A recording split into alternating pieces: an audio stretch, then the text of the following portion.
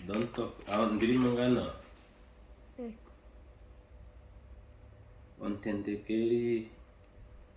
Ontentekeli hapo. Moshikali mone. Molwa onkalo tadhi nyengathana yamwe yomaavali monena oya kwatwa kohole yeliko nokuli sigo oponkatu yokugandjapo oyana yawape yapewe shika naashiyaka, unene tuu iimaliwa.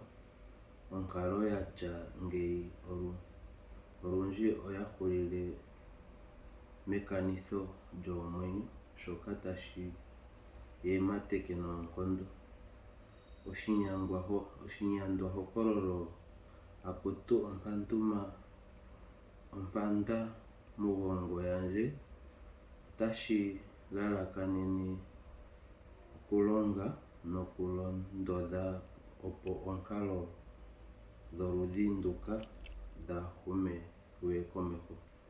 Ehokololo nomadhiladhilo moshinyolwa shika oyazi ashike momadhiladhilo gomunyoli Hilma N. Nakandungile. It's a very interesting story. It's a novel, a Shuambo novel. So while I was reading this book and analyzing it, I came to a realization about a lot of African myths and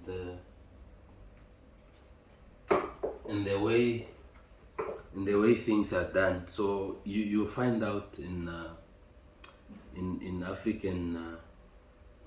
African histories, there's a lot of myths. We were told a lot of things when we were growing up, and some of these things we believed them, but they are hindering our progress, if you may put it so.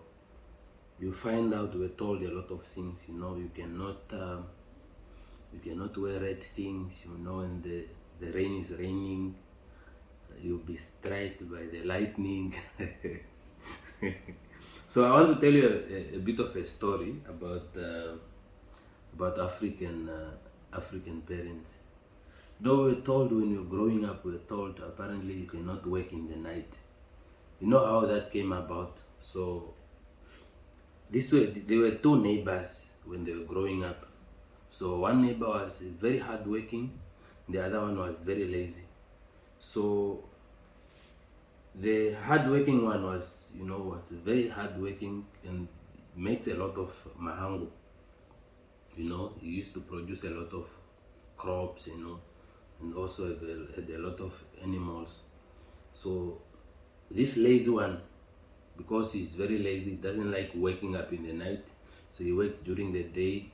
His field it's a very wide field, but he only work just as a little portion, and he lives up to there. So throughout the year, they never had enough mahango to sustain. But this hardworking one always had a lot of mahango. So this lazy one came up with a very good strategy to outsmart the hardworking one. So he crafted a story. Apparently you cannot work in the night.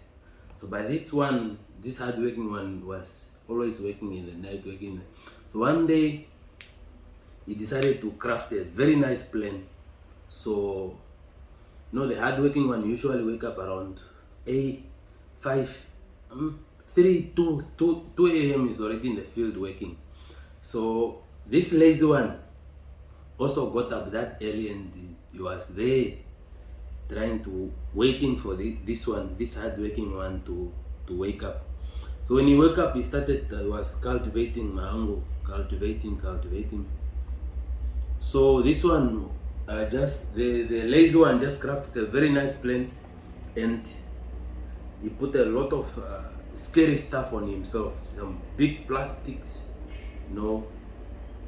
he was looking like Ndulinduli, like a huge, some monster.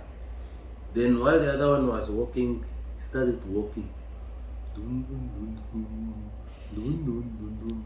Making, making making these weird sounds. The other one was like, no, you're just busy there. Tarim mama hangoe, tarim. This one just came. Oh, no, he was running.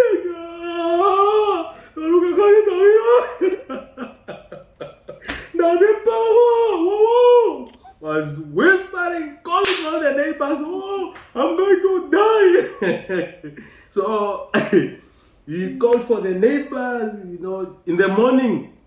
Everyone was there. No, the whole village came now. He was now telling the story. No, there was a monster that was hunting me. It nearly killed me. I ran to my rescue. And I come the whole story was just crafted by this one. And this one was also there listening. It was like, yeah, you were told not to work in the night. So that is how the story of working in the night was developed. So it was just someone was jealous of the other. That's why he decided to scare the other one. So there's a lot of African. That's why most Africans believe these things. I'm not against most of our culture and our upbringings, but there's a lot of things that we're made to believe that don't make sense, So we need to start developing and start questioning most of these things. Why is certain things done? I was reading a book by John Credo. It's a South African Sangoma. He was telling a story about witchcraft. How was it crafted? Most of these guys, the things that they've done, they were given gifts. It was I think I still read that book. So the point of the matter is that we need to start questioning these African myths and beliefs. Why are certain things done this way? Why am I not allowed to throw water on the ground during the night? What will happen? There's a lot of things. I did a study, 1 month study. I was in 2011. I was in the northern part of Namibia in a village called somewhere nearby Ongenga. I spent the whole month there observing, and I discovered a whole lot of things about African beliefs. There was a day we were going to Angola because it's just nearby. We usually cross the borders into Angola. Most of the animals, when they graze, they used to go in Angola. So we woke up early in the morning with the boys around 4 a.m. We're going to look for the lost donkeys. And while we were on our way, we discovered there was a woman who was on top of the tree. I was wondering. I just started laughing. How can someone be on the tree in the night? And these boys were like, shh, you don't talk to someone who's like, apparently the person was put there while they were busy with some jujus and stuff. So these are the things that we need to start questioning ourselves, but we need to read. So I've read a lot of books, the works of Angolan Jimbo, the works of Dr. Vivi Nambala.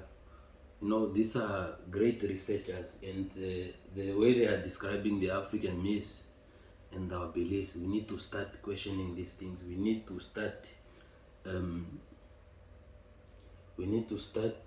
telling these stories. I also read a book about witchcraft.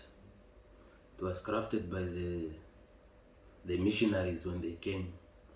I think it was printed by Erongo, this Nipa, Erongo Printing Press or whatever it's called. So these guys are telling our stories, but we need to start telling the African story and really craft what really happens. When you believe this, we're told you can't question an elder because even if they say something wrong, you can't question them. So we need to start unpacking all these myths and really start developing answers to these questions, because it's a lot of things. We were just told, it was ancestors. Ancestors said you can't do certain things. So if it's like that, then you can't do it. But then what will happen? We're told you can't eat while you are singing or talking. What will happen if I do it? We're told you can't walk in the night. There was also a funny story I was told, because us in my culture, we used to, even until today, when I go to the north, we used to sit around the fire and listen to my grandmother, the cook late, Ndreni Wanajebo, may her soul rest in peace. So she used to tell us a lot of stories. So there was a story I was told. Apparently, when you castrate a goat or a cow in 1 year, you cannot kill it that year. You have to wait for the next year to be able to slaughter it. Because apparently in my culture is that anongombe nendoshkombo yashira rwari. When you are castrating the cow, you have to, it has to lay more so that you can castrate it. No, apparently it can't lay. You can't, when you are slaughtering it, it should lay again. So you can't do it twice. You have to wait for the previous. So apparently it was also a myth. There was this guy who was jealous. So he decided to craft a story, to craft a plan, so that he was just jealous because the other man was having a lot of goats and him he only had, I think, about 4 or 5. So this one we want him not to slaughter the goat twice. I mean to let the goat lay twice. So in the process, this one did it. So the night that he slaughtered that one, so he went, I think he took a poison and I don't know what he did. All his goats, he slaughtered them in the night. When they woke up, all the goats were dead. So that's how the story of that slaughtering cattle came. But it was just a jealous. So these are most of the myths that we are made to believe. So we need to start developing, start telling our stories and what really describe what really happened. So this, I read a lot of African stories. What is that book? So one book I was reading about witchcraft. These are scary, especially that the Angoranjembo, this man writes stories and he will tell very scary stories that will that will scare you. So, but that's all I just wanted to share. So let's create debate. Let's talk about these African myths. Why are we not progressing? Why are we limiting ourselves? We should be able to go beyond these myths and really start crafting our own stories. We should start developing our own African stories. Not developing our own African stories, but we should start telling our stories, and we should document them. We should write them, so that when our kid comes, they just go in a library like mine, pick a book and read.